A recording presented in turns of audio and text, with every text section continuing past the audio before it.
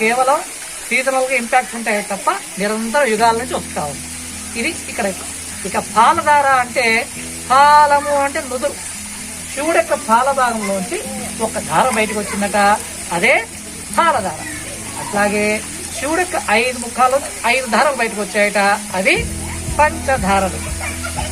వాటి పేర్లు వచ్చేసరికి బ్రహ్మధార, విష్ణుధార, రుద్రధార, చంద్రధార, దేవధార.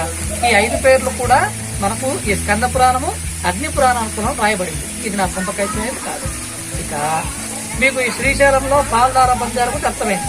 ఈ క్షేత్రంలో యొక్క మహత్యం ఏమంటే శంకరాచార్య స్వామి వారు వచ్చి ఇక్కడ తపస్సు చేస్తున్నారు.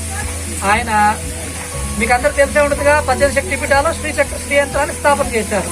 శ్రీశైలంలో కూడా శ్రీ యంత్రం స్థాపన చేసిన తర్వాత వారికి ఎందుకో మరి ఈ పాలధార బంజారు తీర్థం అంటే ఇంట్రెస్ట్ ఎక్కువై ఇక్కడికి వచ్చి తపస్సు చేస్తున్నారు.